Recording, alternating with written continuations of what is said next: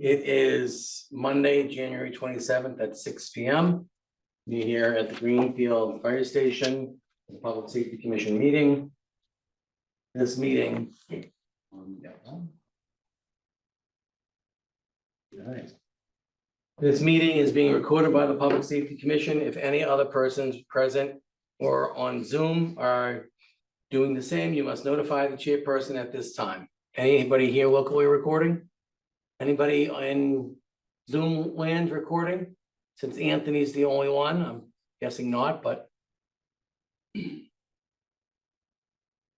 right. I'll call the meeting to order. I'll take a roll call. Commissioner Jarvis. Here. Commissioner Burge. Here. Commissioner Moscaratolo is here. We have a quorum. Great.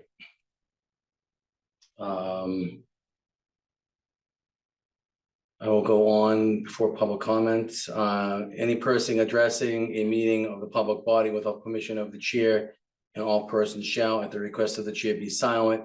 No person shall disrupt the proceedings of the meeting of a public body. If, after clear warning from the chair, a person continues to disrupt the proceedings, the chair may order a person to withdraw from the meeting. And if the person does not withdraw, the chair may authorize a constable or officer to remove the person from the meeting. And we will roll right into public comments. Is there anybody here that would like to make public comments? Welcome, folks. Anybody on Zoom that would like to make public comments? Now's the time. You can unmute yourself. Are folks unmuted?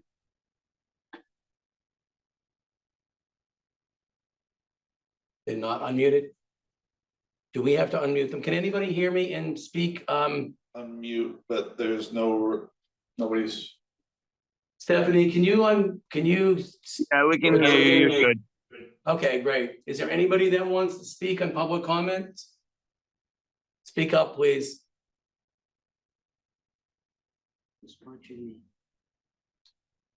Okay, we will move on. All right. We'll move right into approving the meeting minutes. We have a few to approve. We didn't meet in November and December because of holidays. So we have to approve November and December, is correct? And I have I will do. No, September and October. Which ones do you have there? September and October. September and October, that's right. Yeah, September and October. All right, so I think we can approve them all at the same time. Do I have a motion to approve the minutes? So, Second. Okay, all in favor of approving both September and October? Aye. Great. Thank you. All right, we move on. We will invite medical, emergency medical services up. Again, just state who you are for the folks that watch this 3 weeks from now. Yeah, no problem. They might not know who you are. My name is Mark LaPrade. I'm one of the paramedic field supervisors. I'm the critical care supervisor, so Thank you. subbing in for Kim tonight. So Yes, she sent me a note, so that was good. Yeah. And I thought I forwarded, folks, might not have seen them tonight yet. I forwarded the email Kim sent to Wall. oh, okay, all right, with the Yeah, the but if you data. want to go over stuff. Yeah, I mean, I made copies. I actually realized, I think one of the data she might have sent it twice, November and December, whatever those might have been the same. So I called her on the way up here, so she'll just resend it. Okay, So that's fine, and I can distribute them. yeah, Yeah. no problem. The report's just basically call volume that we've done both for the months of October, and then obviously, one's the same November, December, but calls volume tends to be the same, around 230 to 250 a month. And then basically this is just emergent and non-emergent, what's EMD'd and dispatched, the percentages.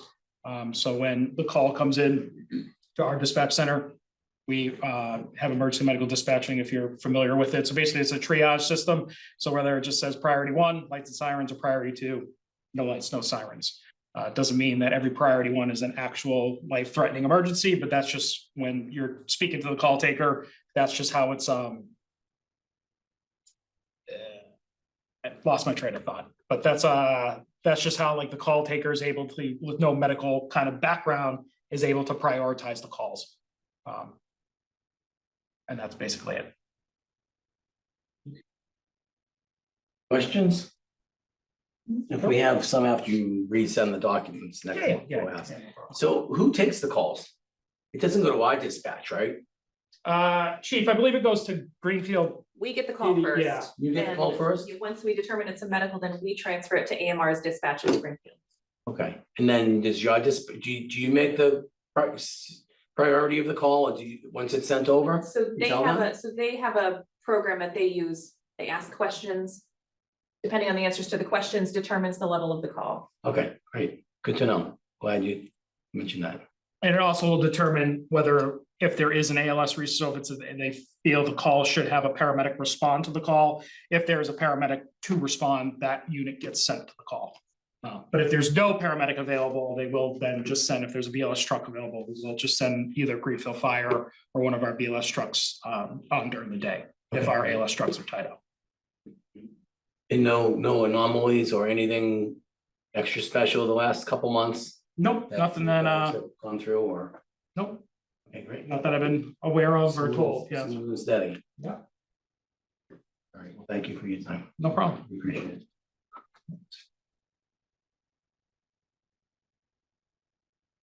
All right, fire departments, we invite you up. Yeah, but he's not here. He stepped out because they had a, Oh, okay. they had a. Oh, I got you. I guess we'll move on. We'll get back to them. Do you want to do, I have dispatch next. Do you want to do it all together, or do you want to come up dispatch and we'll do you first? And then we'll go back if chief comes in.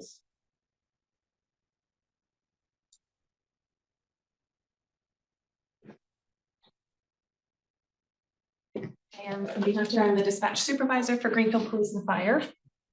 I'd like to take a moment to introduce all of you to our new trainee, Trevor Brunette. He's been with us for about 2 weeks. He has completed 911 training, and he is now this week actually at APCO training. The class is to give him the bones of dispatching, and he'll come back to us and learn our way of doing things. So if you could just give us a little bit of your background. Yeah, I was born here, moved about 15 minutes away out to Irving when I was young, but I've always been just local to the area. And I really wanted to get into stuff like dispatch and other forms of law enforcement at a young age. And now I'm currently employed with the Greenfield Dispatch Department and also a member of the Franklin County Cadet Program, which runs weekly every Wednesday. Excellent. I've met you before for an interview. I would like to say that I have spoken to at least one of his instructors from the cadet program, and they very high marks for this young man, and he impressed us very much in his interview. Actually, Commissioner Mascaratolo actually sat in on that, and we all felt that he did such a great job. So we're happy to have him with us. Yeah, and you have a bright future, so welcome to Greenfield. Thank you, sir. So to start off, as I know some of you may be aware, or all of you, so our dispatch project has finally been completed. We moved in on the 14th. I would just like to say a few thank yous. First, thank you to the current mayor, Mayor DeSorger, as well as former Mayor Wiedegartner and the city council for making that happen. To the citizens of Greenfield, certainly for helping us to get there. Chief Dodge and Deputy Chief Green for their deconstruction of our old dispatch and putting in so much time and effort into that, as well as the planning part of getting things going.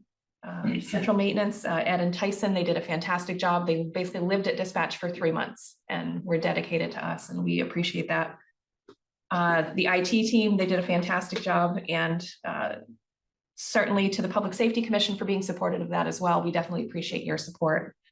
But last but definitely not least, to the dispatchers who spent 1.5 years in temporary quarters, which was not easy, but they did a fantastic job getting through it, and they got a office that they desperately needed and definitely deserved. So we appreciate that.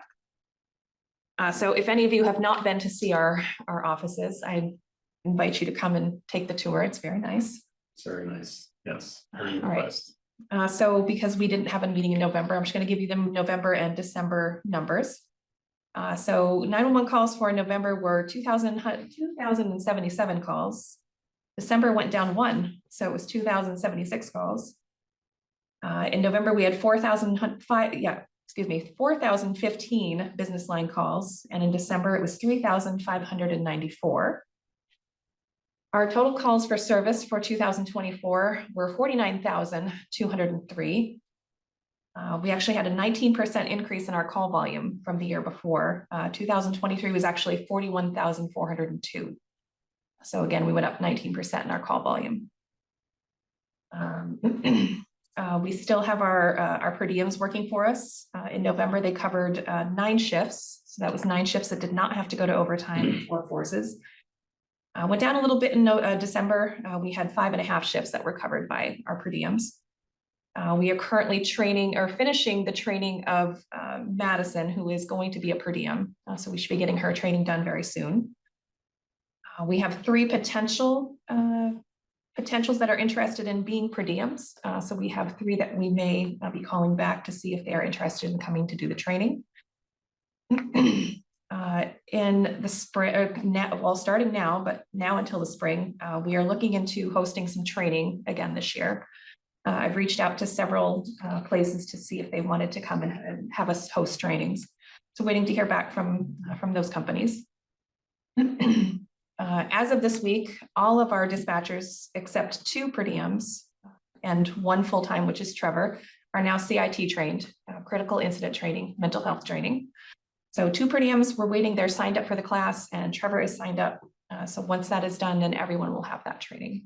So we're very excited about that.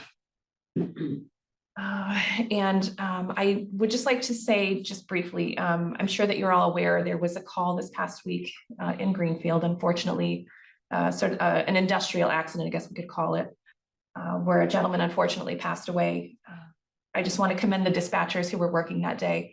I had so many compliments from people telling me what a great job they did from start to finish. And actually Trevor was in the room at the time and actually took the initial call for that unfortunate call. And I had heard that he did a great job. His trainer had nothing but good things to say and got lots of compliments from the public in regards to their handling of that.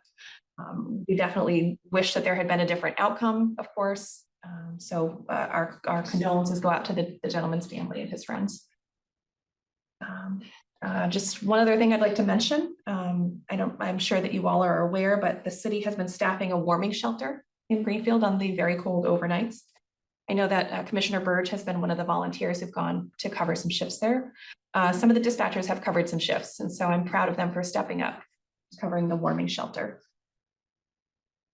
I actually covered some of them myself, and it was very eye-opening, and it definitely makes you appreciate what you have. So I'm glad that the city could help out with those that are not as fortunate. I think that's about all that I have. One other thing. So one of the trainings I've been looking into, and it's actually one coming up next month, is alert training. I think we may have talked about this in a past meeting, maybe with the police department. It's a scenario-based active shooter training. I was able to attend one last year in Springfield, and it's eye-opening and scary at the same time. You're actually put in a school building and they are firing rounds inside, dummy rounds, of course, but it's just like it's a real life scenario, and it's very eye-opening. So I would like some of the dispatchers to attend this training, hopefully next month and starting in the spring. So I just have handouts for you all, just to give you a little bit of the background of the training, which I will give you. But other than that, I think that's what we have going on. If you guys have any questions, I'd certainly be happy to answer. Just a comment. Congratulations, well deserved on being in your new dispatch center. It's been a long time. I've been retired 9 years, and we were talking about it when I was the deputy chief. So It started about so it's been a 12 years long and ago. winding road to get to the end. So, but congratulations, it's well deserved for your dispatchers. They do a great job for the city. Thank you. So now you'll be spending more time in your office with all these new hires and. Yes, I have been spending more time in the office. I've been trying, I'm allowed to do a couple of shifts a month. on the desk. So I want to continue to do that just because I don't want to get rusty myself. So, and right now I can still sign up for overtime. So I've been doing a little bit of that as well. But yeah, it will be mostly in the office and we're getting lots of things done. So I'm happy about that. Where does the critical incident training take place? For most of the dispatchers, it's online. It's a Zoom class. They do it in 2 4-hour blocks. 4 hours? Yes. Okay. There are in-person classes available. Actually, there was just one held in East Hampton. At the end of last week, 2 of the dispatchers went to. So that you can do it, you can choose to do it in person or in Zoom. Yes, well, I've been to the command center and seen it in all different stages. So it's great to see the final stage. And I'm really glad you have that hard piped in coffee maker too. That really helps at 3 in the morning. when It you're- looks really nice and it's, for me, I'm happy that they have a really nice area to work and, you know, it's quite stressful and, you know, you can feel like you're in a cave for your shift and For it sure. really came out nice and, you know, the folks behind you. Could've just the frozen the construction, coffee yeah. The construction The crew. construction crew behind you Back there. did a good job. Did a So, fantastic job. congratulations. All right, nice meeting you. Best of Meet you luck. too.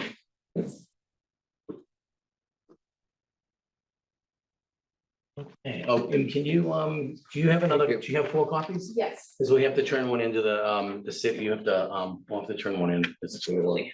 Do you have it on, do you have it, I can send Electronically? it to you. I yeah, can send you an email. yeah, so, absolutely. okay, so we'll keep this, one. Yeah, that'd be Okay. great, thank you. Sure. Send it in, send it in. All right, fire departments, we welcome you to the stage.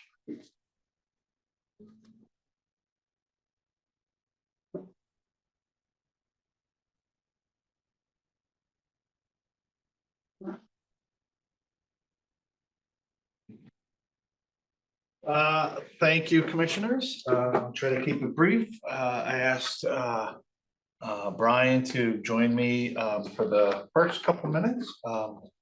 This is Brian Dew. Welcome. Thank you.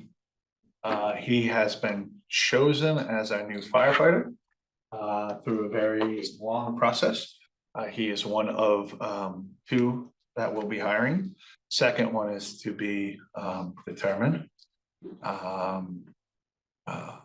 We're still in the process of vetting that out, but he has risen to the top of the large candidate pool that we have. He has applied for, how many times before? 1 time? Only 1 time. He applied 1 time previous to the department and unfortunately was not chosen at that time. But took what he learned from that interview process and took the steps that we thought he should take to be more successful in rising to the top. He, happy to say, he took that on with determination that I haven't seen in a long time. And got the qualifications that we were looking for and is being offered the job. So go ahead. Introduce Yeah, yourself. my name's Brian Dew. I was born and raised here in Greenfield. I Can currently you spell your name, last name? do DEW. Great, thank you. Yeah, of course. Sorry. I currently still reside across town on Silver Street. I started in the firefighting and EMS side of things a couple years ago now. I got my EMT certification at GCC. I started at Northfield Ambulance and I got on Gill Fire Department. As you mentioned, I applied here previously. It didn't work out and this time around it did. I'm very excited to start my career here. I certainly appreciate your persistence. Thank you. Yes. You want something bad enough, you. Yes. That's excellent. Congratulations, and it's the, in my opinion, it's the best job in the world, so. Don't let the PD back there influence you or anything like that. Fire is the best job. Just need Yes, yes. Can, we need to have a positive recommendation. I make a motion that we give a positive recommendation to the mayor's office for the new hire of Brian Dew. Okay, Second, Okay, we'll do it, I'll do, there's a roll call vote. Commissioner Jarvis, Yes. The Verge, Yes. and Commissioner Muscar, yes. Congratulations. Thank you. We wish you the best. Painless. Thank you. No, thank you. Thank you. Got some reports here for you. One of them had my notes on it. Where I put it. If one of us gets it, we'll give it back to you. This is the end of the year report Thanks, Chief. for the fire department. Thank you. The fire department for, I don't know how many years and running now, had its busiest year on record. Keep waiting for not to say that every year, but, it is our busiest year on record, with the response of, the last page there is, 3,597 calls. To put that in perspective, when I first got on the fire department, you probably have heard me say this, we were averaging about 800 calls a year. So quite a bit of difference.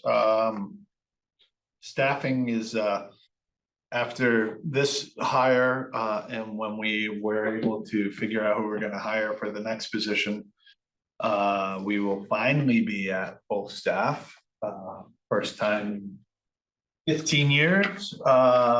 And so, that's a milestone for us, and it's not gonna come, at a better time because our workload is getting busier and busier every year. So, it was a pretty big year for us. We saw fires, that we assisted throughout Western Mass and throughout the state, in the fall that we haven't seen before in the Northeast, or at least not since the 40s. Which seems to be a trend that is continuing. I was involved, as well as members of this department, in a fire in Munson, and it's the first time that I can recall where we were actually fighting a urban interface fire, meeting that the woods were encroaching on houses, and usually we may see one or two houses threatened. In this particular fire, it was a complete neighborhood. So the fires that we're seeing out, in the woods, are a lot different than what we've been accustomed to see.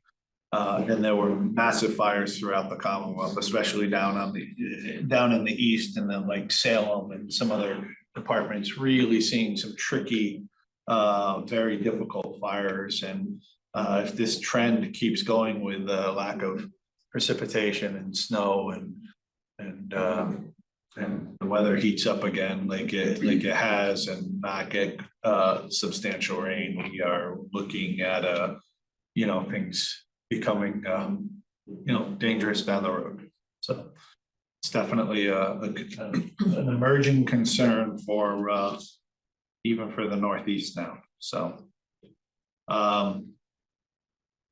yeah, I'll take any questions on that. You have two different reports here. The first report is just to show you our time, how many hours we spend staffing, which we've had for staffing, what people spent their time on when they were hired in, and then the other one is their off time. So just give you a reference on how many hours we're actually talking about it takes to staff the fire department. So. I like this chart. It's interesting because if you look at it, you can see the fire red is not that, it's not as big as some others, but probably consists of the most time and labor, right? And for that little slice compared to the blue slice, which is about 3/4 of the pie chart. Yeah, this is pretty on par with what we're seeing for fire departments throughout the country.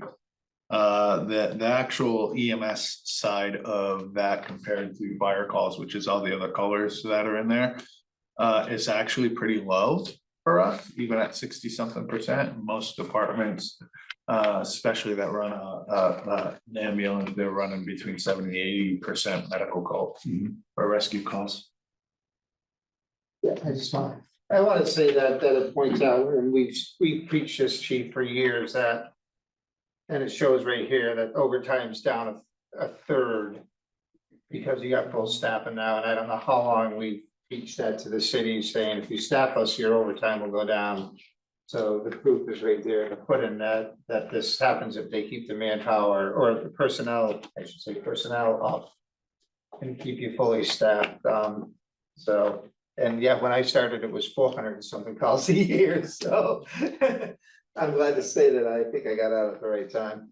It's a tremendous group of firefighters who are very dedicated to the city and they give it all, so, a lot of challenges coming forward, but, we're plugging away. Next item I wanted to talk about is the ladder truck. The mayor has pushed forward for recommendation for purchase of a new ladder truck at $1.9 million. 300,000 of that will come out of the ambulance revenue account. This is a process that has been ongoing for a decade plus. Our whole fleet rearrangement was led up to the purchase of the ladder truck, and so the last round of trucks that we got, we ended up working on efficiencies and combining two functions into one truck. So we had two separate trucks that did two separate functions. It's now combined into one truck, leading up to this inevitable purchase. The truck that we currently have is what we call a tower truck, which has a platform to work off of. The new truck, for several reasons, some of them efficiency, some of them the change in operations, but a great part of it is cost. We are actually not purchasing a platform. We are purchasing what we call a straight stick, or just a simple ladder aerial device, which means there's no platform to work off of anymore. It'll be back like when I started, off of a straight stick ladder truck.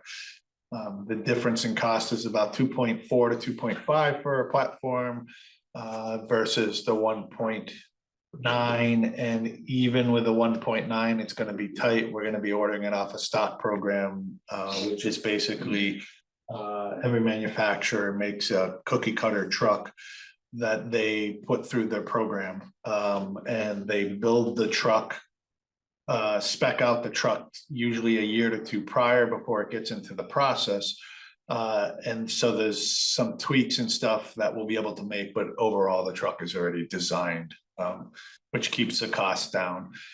What's also a benefit from this program is that when they built the truck and they spec'd the truck, they built it on a year or two pricing, not current pricing. So that's going to save us money. Even with that, the 1.9 is going to be very tight purchasing the truck, but we're excited about it. I am hoping that it will go through city council with no problem. To give you a perspective of just how rapidly the cost of trucks are, the tower truck that we were looking at that is now listed at 2.4 to 2.5 stock. The city or the town of Belchertown purchased in 2000 and took delivery of it 2.5 years later. And the truck at that time was $1.4 million. So from 2000, when we've been trying to get this project done, to today, that cost has risen $1.5 million. It makes no sense to keep pushing this down the road, considering that we're seeing anywhere between 2% and 4% a quarter increases in the cost of a fire truck. So hopefully we can get this done and get this approved. In the stock program where we're going to be ordering the truck through is going to be disappearing this year. So the timing is pretty critical. So we're hoping that everything will go through that. Any questions about the ladder truck? Center or rear mount? Rear mount. It'll be a single axle, 107 foot. So we're gaining 7 feet on the height and the reach. Single axle, 500 gallon pump versus the 250 that's on there now. And it will have, I think it's either 15 or 2,000 gallon minute pump. The flow rate that we can flow out of the basket right now with 2 guns is 2,000 gallons a minute. The new devices they put on the front of the ladder, it's gonna be a single gun, but it's capable of flowing up to 1,500 gallons a minute. So it's what's really nice about the truck is it's compact, tight, and maneuverable.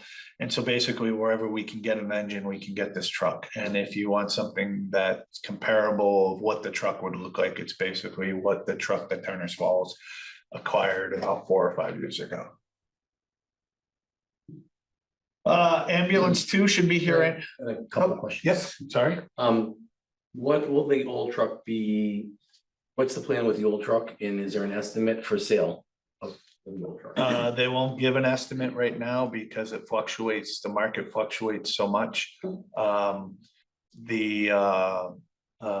plan is to trade, have it listed as a trade.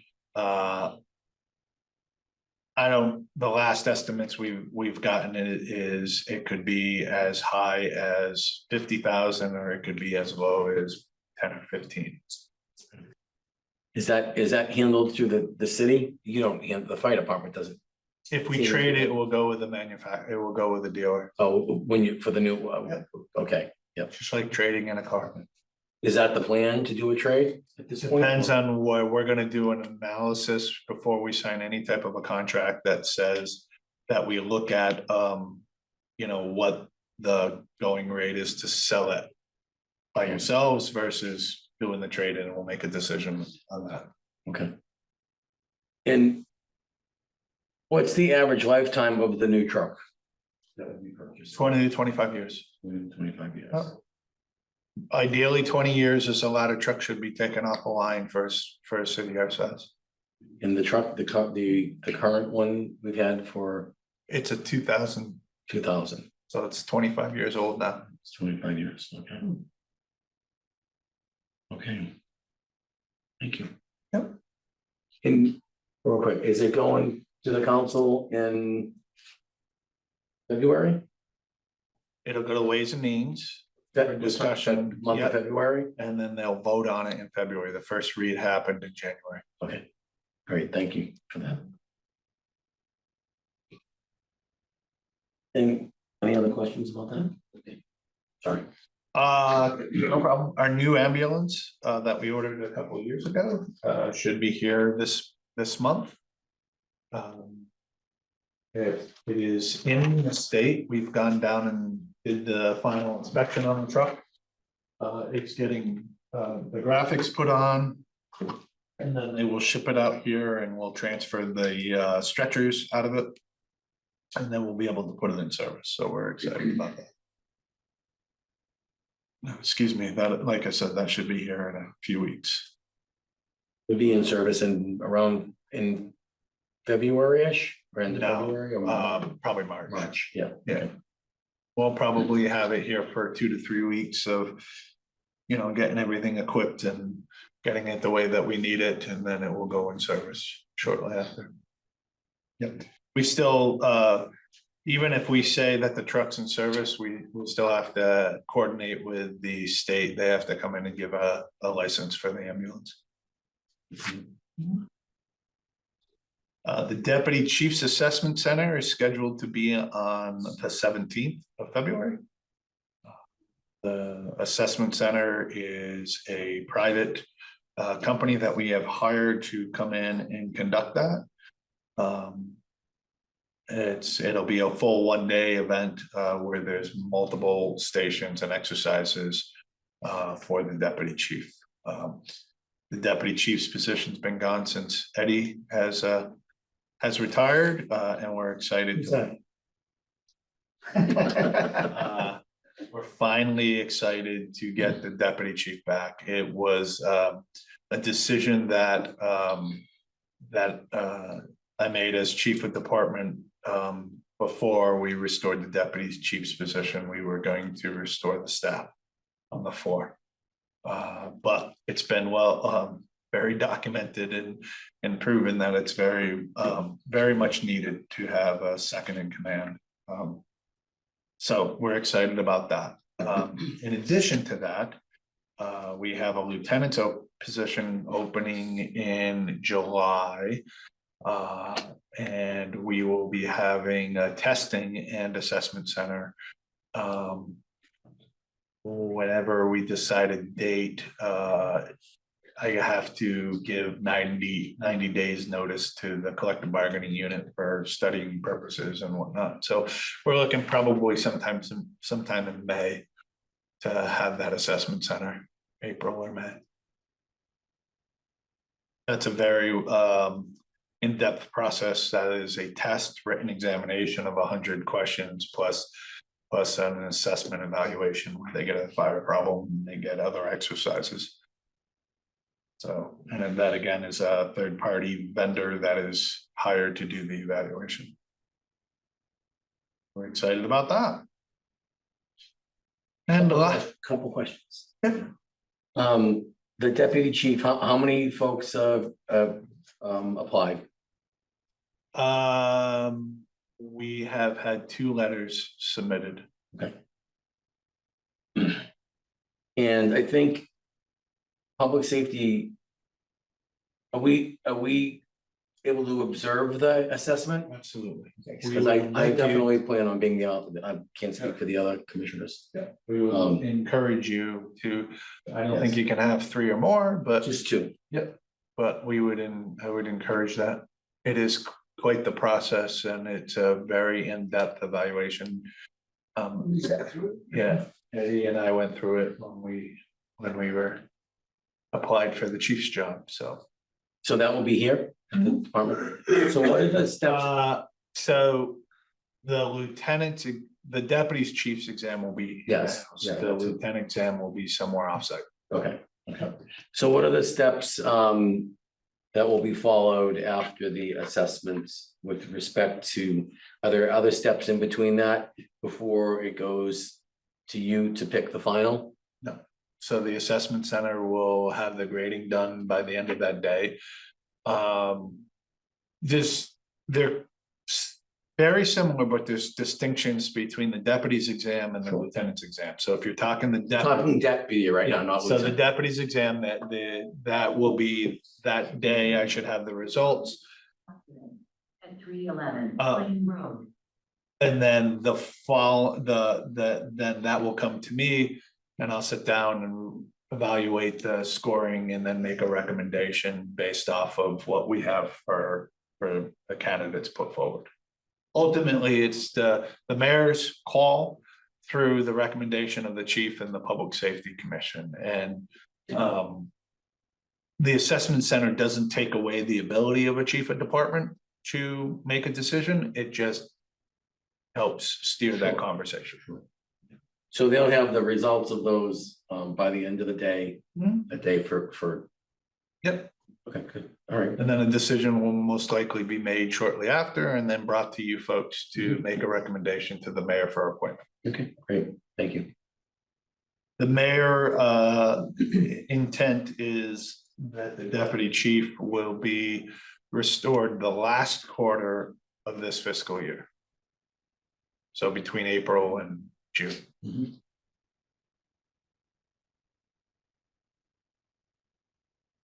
Any other questions on that subject? Nope. Okay. So last but not least, as Cindy mentioned, Friday morning, we had a pretty unique, tragic and difficult call for Greenfield Public Safety, police, fire, dispatch, AMR, and then outside agencies. It was a career call, as we like to call it in-house, where we don't see a lot of times the magnitude of this call, a type of call like this. It was a challenge, both physically, mentally, emotionally, but everybody rose to the job that they were supposed to do. I will tell you personally, It is the first time in my career, and I've been involved with many very difficult and challenging and unique calls over the years, tragic calls. It is the first time that as chief of department, we were in a rescue operation where I had to put a firm stop on the operations and make a determination that we've done what we can. And unfortunately, we're at the point where this is now a recovery. The firefighters, the first in officer, my first in engine company was Captain Phelps, Adam Mitchell, and Kevin Warden. And the first officer, police officer, was Purrington. There were other officers that also responded, but Officer Purrington is the one that I want to highlight. At no regard for their safety at any time, they put themselves in tremendous risk to try to save this individual. When I say tremendous risk, I cannot overstate that enough. What the rescue operation was, even when it went to a recovery, was probably one of the more nerve-wracking, uncomfortable rescue and operation that I've been in charge of or even be involved in. These people put everything on the line, and unfortunately were not able to have a successful outcome. But from a department standpoint and a city standpoint, nobody got hurt. But they put themselves at tremendous amount of risk. And I, for one, want to publicly say to them how awfully proud I am of the responders in this town.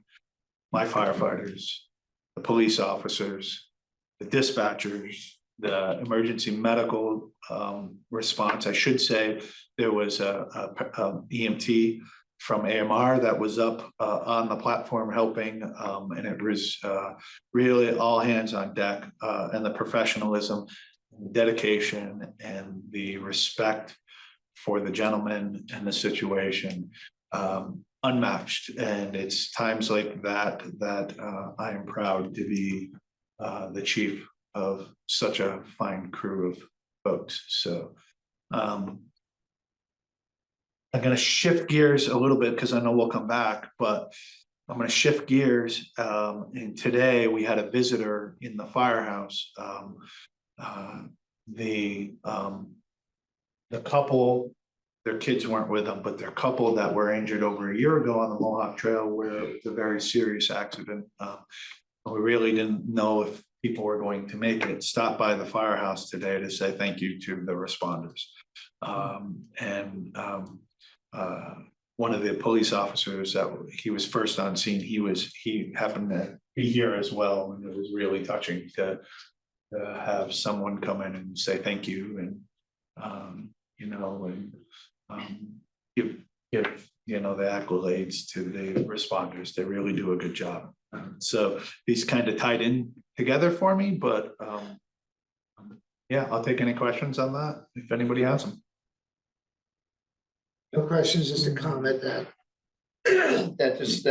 the city should be very proud of the emergency responders that they have. They work hard, they do their job, and it's very difficult at times to do what we do, and or what I used to do, what you guys do every day and see and have to deal with. And it's a tough place to be in. So my hat's off to you guys and the PD and DPW, police, EMS, everybody that was involved there. It had to be a very stressful, tough situation. I will say, I neglected to say this, and it should have been the first thing that I said, is that our hearts and thoughts and prayers go out to the family and the business that has been permanently affected by this accident.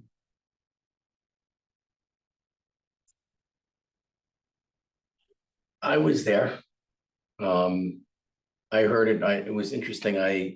I turned the scanner on in the morning, I don't usually turn it on, and I heard, and it's only right around the corner, and I came back there for a couple hours, and I came back all throughout the day, and it was really a humbling experience to watch it had to be 100 public safety folks, and there was only one thing on their mind. And even when you shifted to it's a recovery, it didn't matter.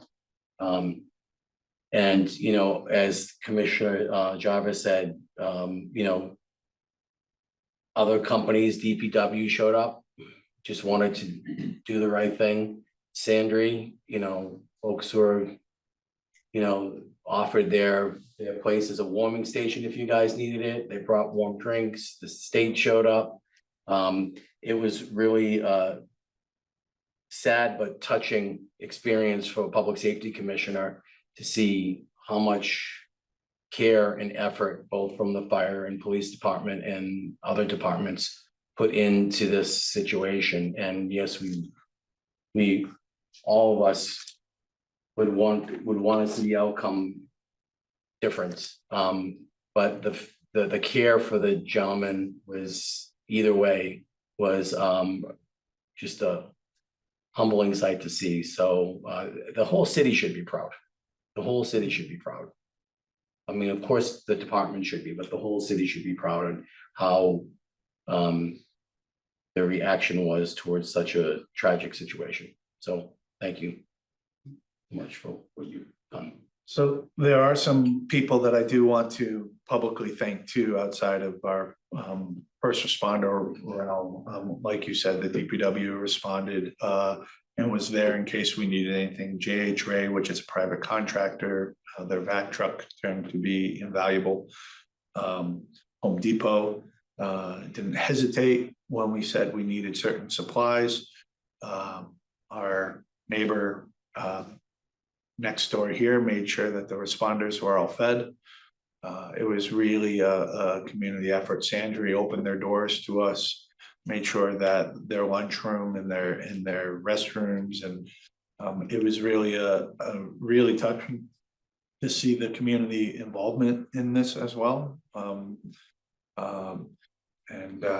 Yeah, it was one of those tragedies, but you know, the best chance that gentleman had was given to him by Greenfield. So yeah, thanks. Thank you. Thanks for your time. Thanks.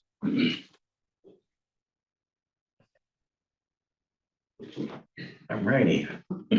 So we welcome up the one and only Greenfield Police Department. What?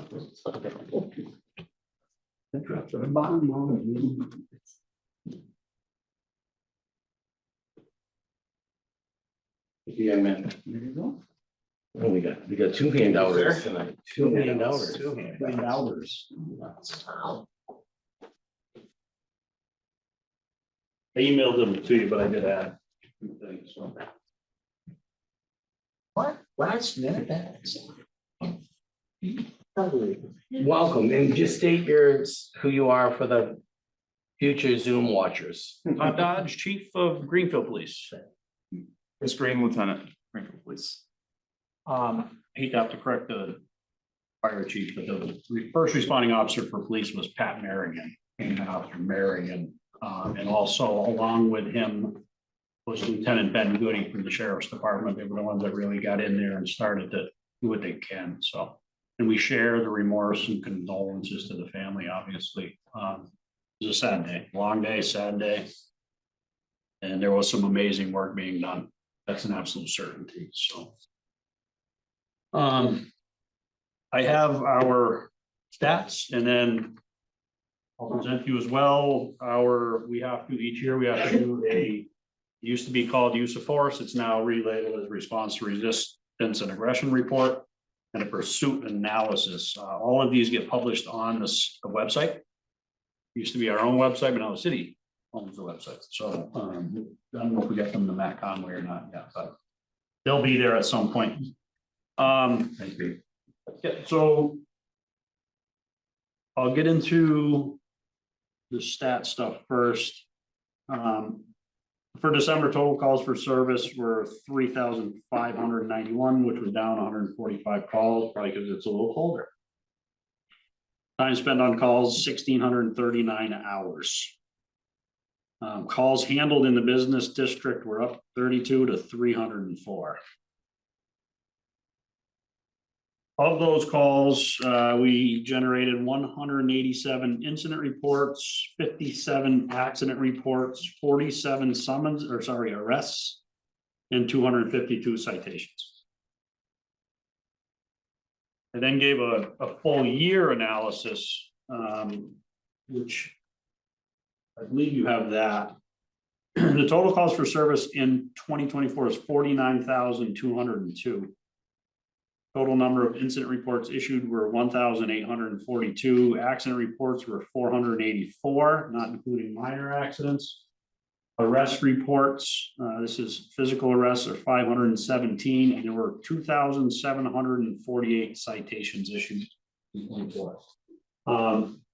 Or I had additionally downtown business district calls was 4,072. So you can see the business district is a busy place. And we do, and since have put more of a focus there. Total time spent on calls was 21,854 hours.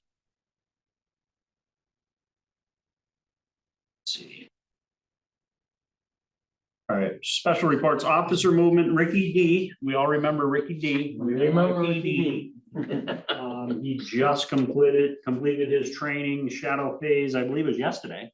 Yes. And he is now certified as solo patrol, so he'll start on his own ASAP. We have since onboarded Hunter Zigmont. And he has since started in the FTO program. Hunter comes to us from Ware. Young man with military background. We dropped the ball on getting him here tonight. We will introduce him hopefully at the next one. Is he part-time? Full time. He's full-time. Yeah. Full-time. Oh, great. Yeah, next time you can Yeah. put it on the agenda. Main Street Substation, the building permit, after a lot of ups and downs, was finally signed. We are doing a pre-build meeting this Thursday. I believe that's at 10 a.m. And once that meeting's done, it's just to make sure everybody's on the same page, and I believe the construction will start, and the construction outfit reassured us that's not gonna take long. It shouldn't be more than a couple of weeks. So what's gonna take the longest is the ordering of the glass. So that could be upwards of 8 weeks to get the glass in, so it's all gonna have to be custom ordered. Dispatch project thankfully has been completed. There'll be little odds and ends here and there. Like any other job, but it is in fact done, and it's looking like we did come in probably about $100,000 under the bidded number of that job, which was 240.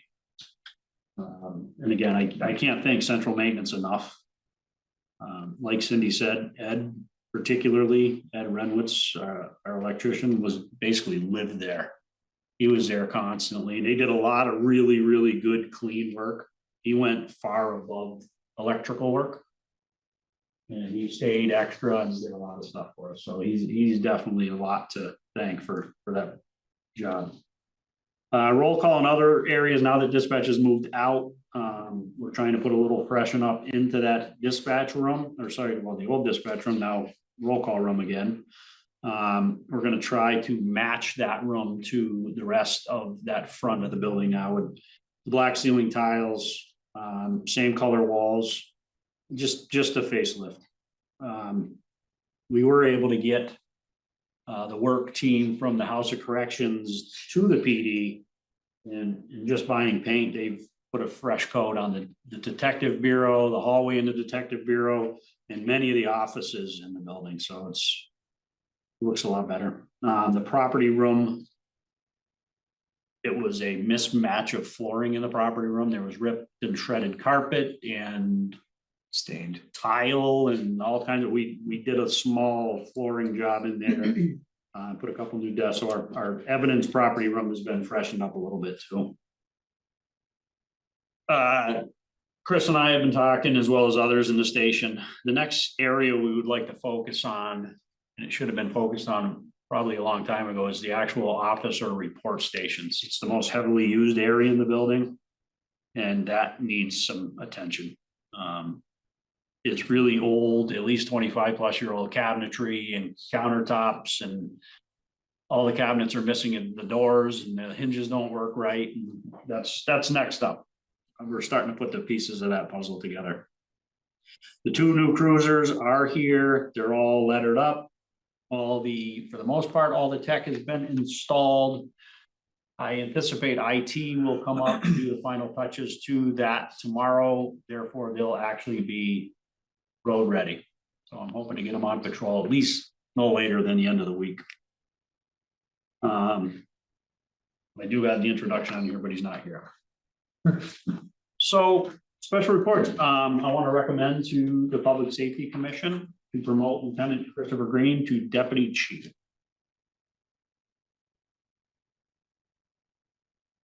I make a recommendation that we forward a positive recommendation to the mayor for promotion of Lieutenant Christopher Green to Deputy Chief Christopher Green. Second, Do a roll call. Commissioner Jarvis. Yes. You are a deputy. She almost said it. yes. Commissioner Moscaratolo says yes. We're really pleased with this and congratulations. Thank you. Well deserved, and that's the only time I'm gonna give you a compliment. That does come with a fine print. There is fine print, yes. Fine Do you print want to is talk a- about the fine print? Yeah, so we're currently right now, we're doing the selection process for deputy chief, which will cause the need for a lieutenant, which then would likely cause the need for a sergeant. So the processes are underway. We're not yet sure as to when we can make the actual appointments. It's going to be based on finances. There's a couple things that are underway that we believe it should be able to happen pretty soon. So I'll keep you posted on that. I don't have an exact date just yet. What I do know is I can't ask for a vote on it yet, but we did go through the promotional process for sergeant. And at the next meeting, I'll be recommending the promotion of Detective Corey Green to sergeant. The lieutenant promotional process is well underway. Candidate selection is expected to take place this week. So it's a long drawn out process. There's a lot to it. There's a lot of steps. I congratulate the individuals involved in the process for taking it as serious as they have. They really did spend a lot of time on promotional projects, on reviewing oral board interviews, and discussing various other facets of any of the candidate's employment history.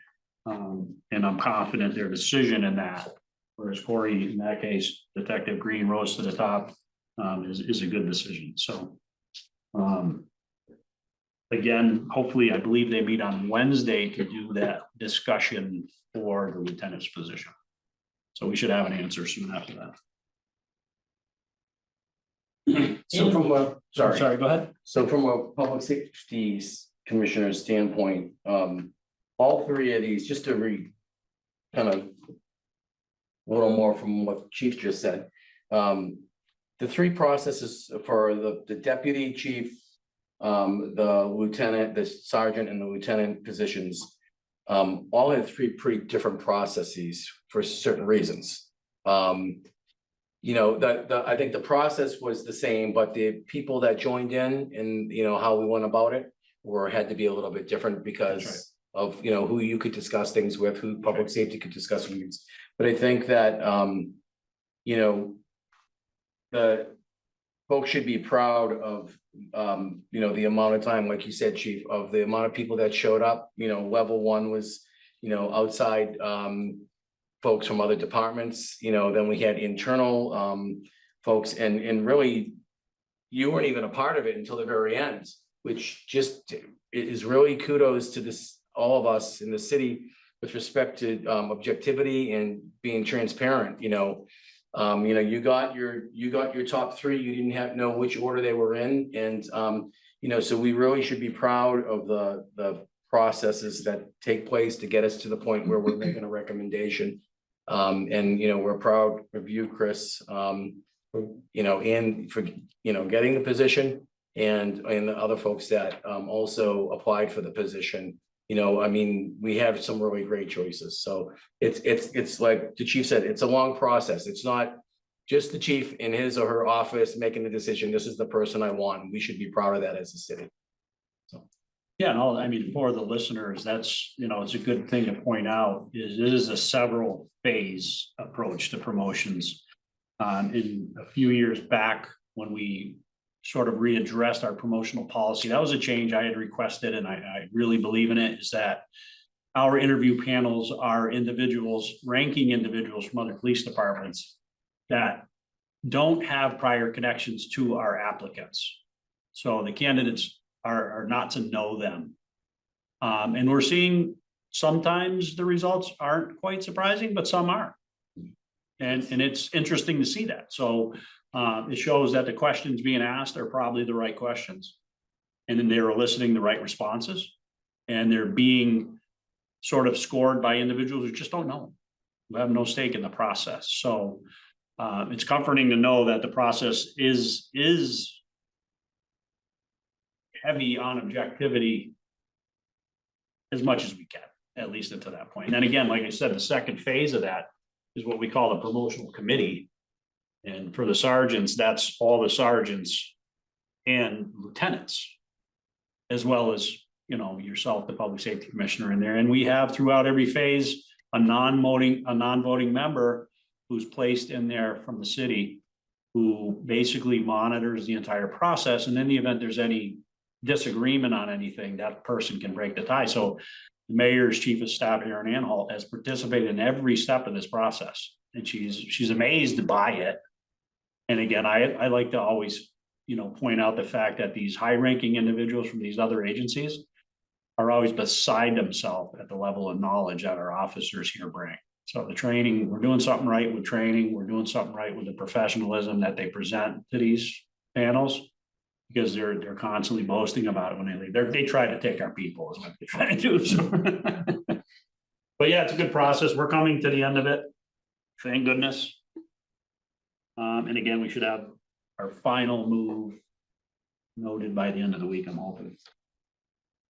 Budget stuff, FY25, it is tracking well. We do have a deficit due to a buyout mid-year. And that's primarily what's causing a delay in the promotions, to be honest. So, but again, we have a couple thoughts in mind. We're following up in several ways to try to figure out when we're ready, financially speaking, to make these promotions. So, in FY26 budget, we're setting up in Munis, and that's always a good time. So we're having fun with that. I set it up to get started, and I already got kicked down quite a bit.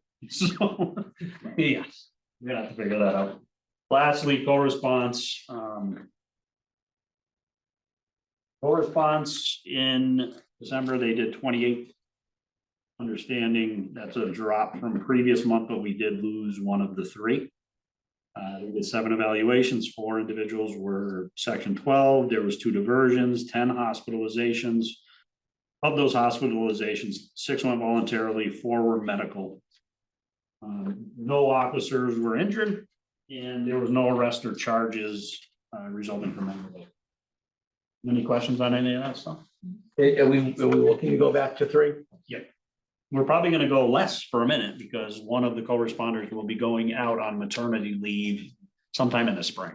I believe May. Before that, Yeah. but there is a, So we've been down to 1. down the one for a little while, there's an intern that's considering coming to our area too. She graduates in May. She's already been coming here pretty regularly to, do her internship part, and very interested in coming this way. It's gonna be a good pickup when she does. She's very, very easy to talk to. Should I take, sorry, go ahead. So before we dive into this, I just want to revert back to roll call in other areas. I want to say that it's great that the dispatch is done and it's well-deserved room for everybody, but I don't want people, that's in the rearview mirror now, but I don't want people, especially the city or the folks, to lose the headlights in front of us where everything that we've done so far is a Band-Aid. We are sitting in a brand new fire station. We need to get the PD into a building that's professional for them at some point, and get them out of the medical building that they were forced into. Because right now we're putting Band-Aids on the building, but we need to, as a city and as a public safety commission and as city councilors and elected officials need to keep in their headlights down the road. That costs get greater as we kick the can down the road, and at this building, what we've done is just Band-Aids. It's not a fix-all. It's not gonna, give us another 20 years in this building, that the city needs to keep this in mind. And that's all I wanted to say on that. I didn't want to get in depth in it, but it'll be well-deserved for the police officers and the city to have a building that they can be proud of and work out of professionally. Yeah, because I know what it's like to sit in a building that's falling around, and we now took care of my heart and soul, the fire department, but the police department needs also to be kept in the focus and in the headlights that they deserve a building that's professional and up to snuff in the 21st century for them to work out of. So that's what I had to say about that. Yeah, appreciate that more. What I can say is I'm confident that they are looking in that direction. So I've had a lot of communication on it, and I appreciate everybody's attention to it. But I think we are moving in that direction, and again, it is much appreciated. Good. I just want to take a step back real quick, and I apologize. Did you want to say anything after you didn't get a chance to speak. You don't have to, but I didn't know if you had any comments or anything that you wanted to say. You don't have to, it's fine. I just didn't want you to feel left out from, we talked about you, we approved you, and then we skipped right over you. So. No, I just appreciate people giving up their time to be on these boards and I don't know, you've seen the process on all three levels so far. And it's a big investment on your guys' end and the candidates' end too.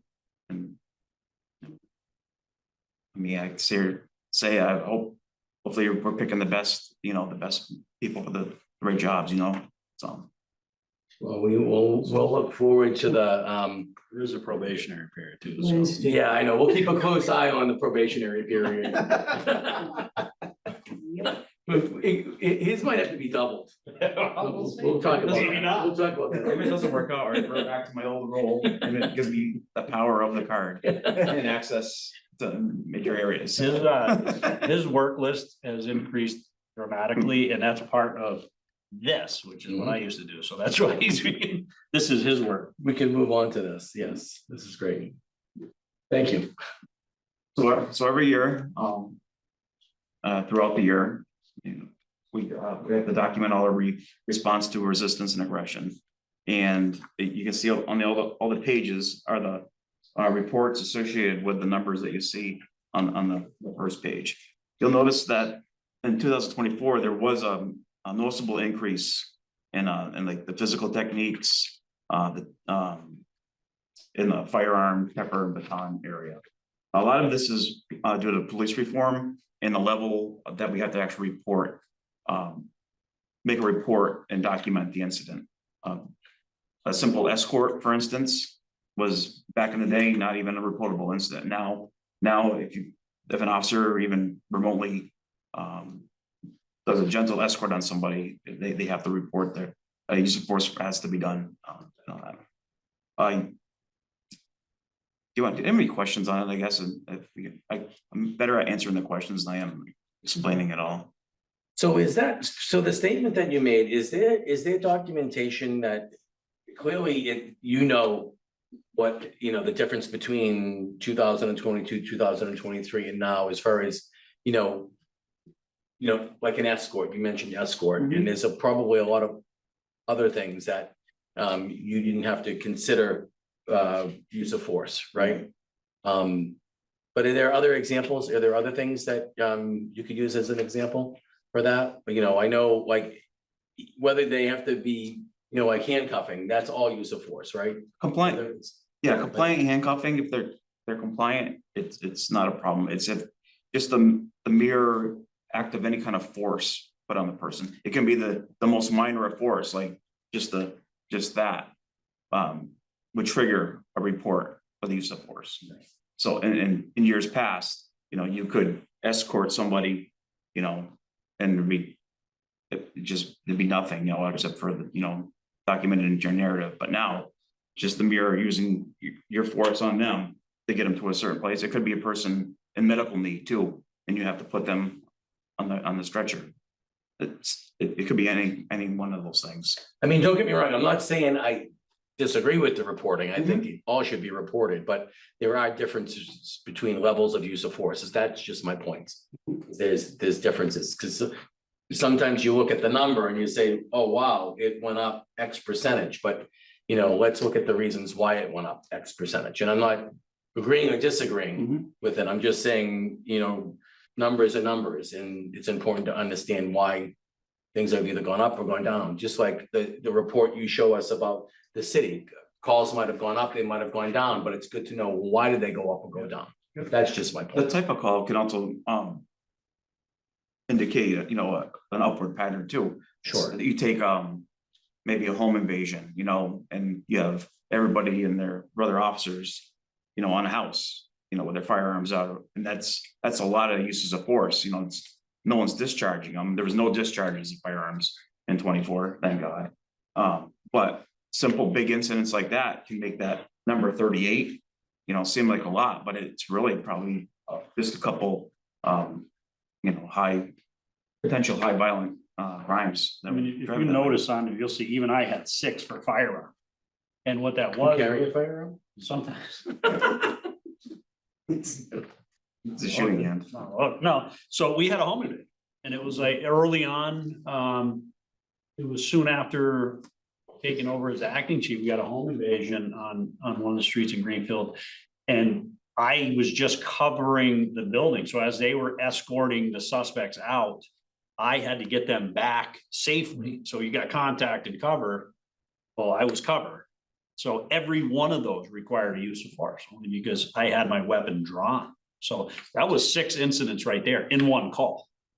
So again, like the fire chief alluded to, I think it's just calls for service are trending upward in all disciplines.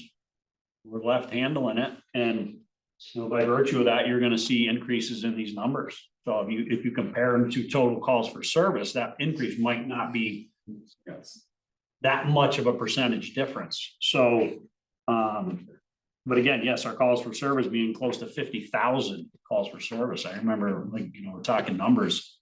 I think when I first started, we were in the 20s or teens, and you know, we're closing in on 50,000 calls for service a year. Your numbers are going to go up on everything. So, and again, yes, the reporting requirements change dramatically. I'm not here to debate whether or not it makes sense, but that's the rules. So we change with the rules, and we're recording them. Makes sense. The details are very important, like you had mentioned, you know, there wasn't one firearm discharged Correct. in 2024. And if you look at the taser deployments, 11 deployments, but 0 actually probe deployments. So the taser came out 11 times on an incident or incidents, but they were not, you know, the projectiles weren't shot from the tasers, so. Yeah, and this explanation is really important. You can read this document and everybody can come up with what a definition of that means. But understanding the guts of the document and why it's put together, for me anyway, as a public safety commissioner, is important.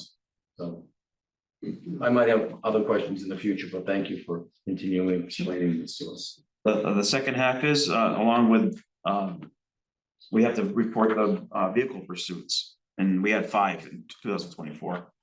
Some of it was assisting other agencies. Some of it was,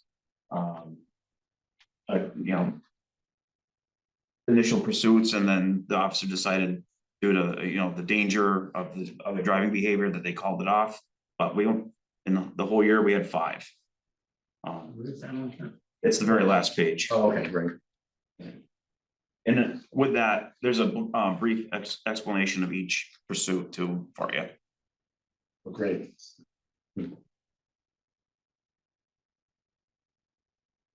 Just to note too, pursuits are seemingly becoming a thing of the past. You know, I don't think many want to see them. Oftentimes the risk doesn't equal the reward, and officers more routinely are being shut down on them. If we can get a plate number or something to that effect, we got what we need anyways. So there's no sense, and there's been a lot of traumatic events that have taken place during pursuits. It's not to say we won't do them, but we're definitely becoming more and more strict as to when we will. And I think it makes sense. So for something like this first one, you know, if the officer's out there, the situation happens, someone's pulled over, they take off. I would assume that officer out in the field goes to the sergeant, and then the folks on duty, the lieutenants, make the determination. I mean, is that how it works? Yeah. I mean, you know, there's a group making the determination on. Yeah. Yeah. The officer may initiate it, Yeah. but it's immediately communicated to the sergeant or whoever's in charge of the shift. I mean, I agree with Chief. I mean, it's, you know, you can have more tragedy than you could have actually a good outcome, you know, with these situations, so. And 5 seems pretty low number. I don't know, maybe I'm wrong, but 5 doesn't seem like It's not out of line with previous years. I think I think if you 23 go is fine. back a way, there's probably a heck of a lot more, but like I said, the attitudes are changing in regards to pursuits. It's just not something we want to risk other people's lives on, and I think, like I said, it makes sense, so. We'd rather not have 5. Sure. But again, some of them are must. If you read the second one in particular, I think it was. The Deerfield Street one? Yeah, I mean, The OUI? that person was very, very dangerous. Mhm. This was a strange, I watched all the body cam videos on it, this person needed to be stopped. We really didn't know what the end game was gonna be for him. He was experiencing some mental health crisis. And he was smashing into everything. So he had a total disregard for public safety, so that needed to be put to an end. I mean, he came to stops and then would take off on them, and there was conversations about him having a weapon, and sometimes it has to happen. Sure. Again, we're just trying to minimize that. Your risk versus reward. Yep. Absolutely. So would it be a fair estimate, even though the numbers in 2024 have been, you know, increased, that it would be a fair statement saying that with posts now, there has been no complaints on any of these where force wasn't. I just want people listening to know that Good question. that this has been, so would that be a fair estimate that these have increased, but there's been no incidents where Greenfield officers have been reprimanded for? The good part about these is we have to document them, and clearly by the numbers you're seeing, they're being documented. Okay, so the officers are not shying away from completing these response to resistance and aggression. The minute those are received by supervisors, they go under a microscope. And I mean, to the extent that all body camera footage is reviewed, they speak with witnesses, any potential witnesses. This is all documented. And yes, I'm happy to say that at the conclusion, even after that amount of use of force incidents, there has been no disciplinary stuff, meaning they were all found to be in compliance with their training and consistent with policy. So again, and this is other people giving that opinion as well, people that we talk to. So it's been really good. We haven't had to submit any to post. And again, the vast majority of these are simply, I'm escorting you and you freeze in place and I got to push you into the car. Good. I just wanted people out there to Good to hear know. this saying, you know, Yeah. that they hear the increase and then they don't So I just wanted them to fully understand, There's even a second layer as opposed to the lieutenant after the sergeant. yeah, so. I So just wanted there's them to double understand. review on all this stuff. Any injuries that are resulted from that are documented even more so, and I think we've had next to none. So as you can see, these use of forces didn't amount to much. Is there a way that we can get the total calls for 22 and 23? I think we probably have 23, but I'd like to see some averages. I think, can you get the, is that?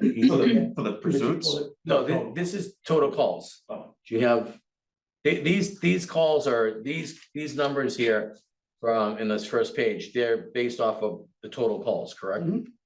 For the year? Yeah, so like we're saying, in 2024, there was 49,000 calls, which resulted in 70 Yeah. responses. Can you If just- you want to know what 22 and 23. 22 and 23 are the total amount of calls, just for my record, so I could. Like the averages and stuff. It's not an emergency, I'm a geek like that, so don't comment. Yeah, it's just I am. If it's too much work, you don't have to do it. I think I emailed you it. Did you see the email? Uh-oh. Do it again. All right, was that it for this document? Yes, Thanks. if you have more questions, but if you want to review it and then ask me, you know, I'm always accessible, so if you have any questions on it, I'll be happy to answer I'll it. probably have a few. That's fine. Shocker. I was just gonna say, here's my shock look. All right. Anything else, gentlemen? Well, that's it. All right, we have one more agenda item. You can stay there or you can go back. It's up to you. It doesn't matter. We have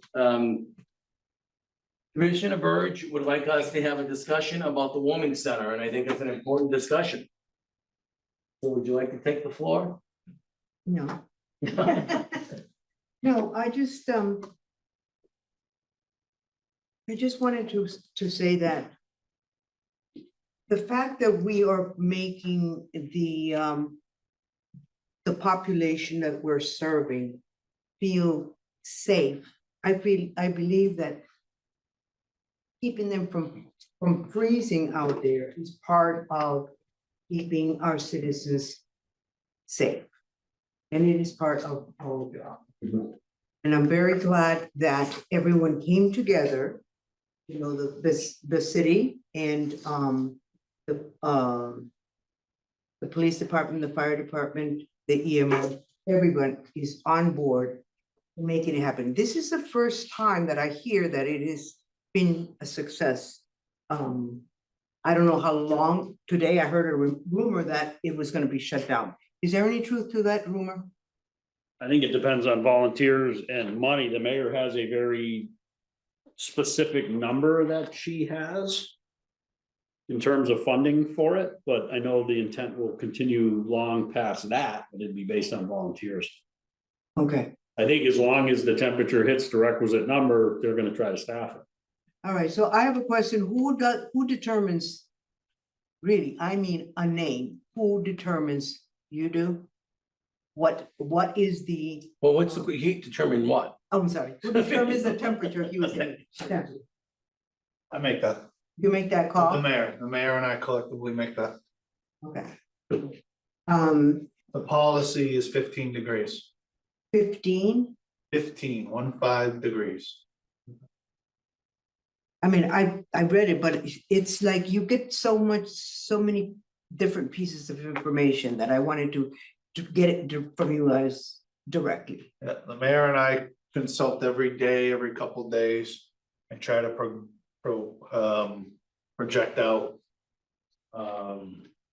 for at least 5 days. So have you heard any problems, any issues that will lead you folks to decide to close it regardless of what the temperature is? I have not had that conversation. No complaints or anything like that? I have not had a conversation of that magnitude. I think a lot of questions rose up. If any, like they didn't know, our officers went there one night looking for somebody, and the person who was, I guess, for lack of a better term, in charge of the place didn't feel comfortable with that. There's a little bit of growing pains. we've talked it out, there's been communication, and I think it's nothing more than a protocol update, maybe, with staff. The city doesn't run the program. It is run, I don't forget the agency that runs the program. What the city does is we make the recommendation of who open, we make the call on open. And then if they don't get volunteers, then city staff has stepped up to assist with manning. But the program is actually run by, I think it's, don't hold me to this, I think it's, yeah, CSO, right? Yeah. Well, I understand. Coordination that's going on The one that outside. got the grant was the opiate task force. And they're the ones that put out the bids for Yeah, Deb McLaughlin. Debbie McLaughlin from the opiate task force. Yeah, And then it goes to the town It's not, to set, to discern, to put out. somebody had to be the one that, because there's a lot of concern and criticisms brought up when you talk about temperatures, right? And so like when we looked at, I'm talking about opening because of cold weather, when we looked at the definitions under emergencies, whether it's a winter emergency or a cold emergency or whatever, the guidance for that is there's no set rule, but the guidance for that is really under 0 degrees. And we all know that that's not really the most appropriate way to dictate what, when and how and it's not a shelter. We need to be very clear, it's not a shelter, it's a warming center. Yes. There's a big distinction that I don't think people understand. A warming center is just that, for people to come in and get warm. A shelter alludes to that there's beds. Right. Building code, fire code, other things like that don't permit a shelter of that magnitude. This is a warming center, a place for people to come in and warm up. As far as the degrees go, 15 degrees we felt was the most appropriate degree to put that open. And yes, we could talk about wind chill and we can talk about other things, but really the guideline has been 15. There's been days where it's been a little bit over 15 that it's been open because it's gotten cold, but the rule is we forecast at 15 degrees because you have to have something. You can't just go, I think tomorrow night will be it'll be cold, let's open. You need to have some type of a rule, because if you don't, who knows when it would be open, and I don't want that pressure. I mean, we have a firm, if it's 15 degrees, and even if it gets to be like 15 to 16 degrees forecast, we open because we're gonna err on the side of, but there is limited funds that doesn't permit it to be open all the time. So I had 21 folks one night, and there was like, there's no walking room. What is your plan for the overflow? I mean, how many people can we have in The there? occupancy is based on whatever the occupancy of the Salvation Army is. So whatever they have for and you pose a good question, because I don't know that offhand. But it would be based off of that.